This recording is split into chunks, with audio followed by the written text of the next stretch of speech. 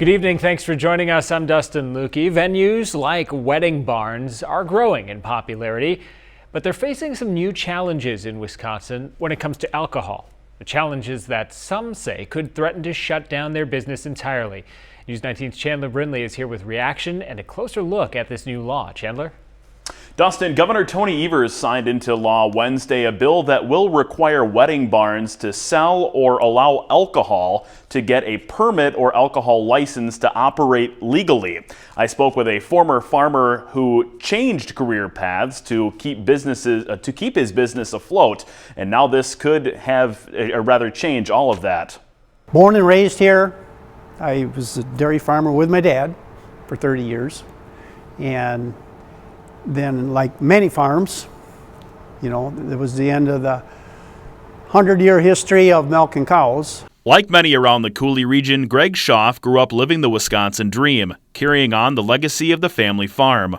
Flash forward to today, Schaff owns Country Reflections wedding venue in rural Sparta, operated out of that same barn him and his dad used to milk cows in. With the recent wedding venue bill, owners like Schaff are going to have to change the way they do business. I'm going to have to start an account with all these vendors, all these different alcohols, and you have to keep the records of all those purchases for 5 years. You can get inspected. The model that many venues went by was that the wedding parties would supply the alcohol and the bartender. This new model will require venues to hire a bartender and supply the alcohol with a permit.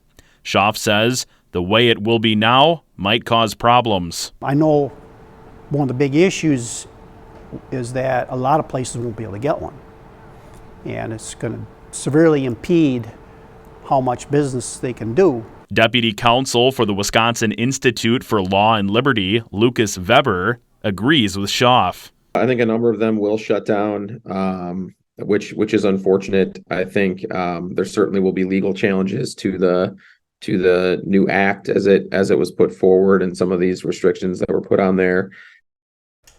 The law now makes wedding barns or venues public places, according to Weber. Weber also says there is a delayed effective date on the law, giving wedding barns and venues 2 years to figure out what their next steps will be. And Dustin, this law was brought to the table in the past and it failed, but this time received support from Wisconsin retailers, brewers, and the Tavern League of Wisconsin. Some powerful interest there. All right, thank you, Chandler. Schaff, like many of the frustrated venue owners, actually went to the state capitol to voice his concerns over this legislation as it was being considered.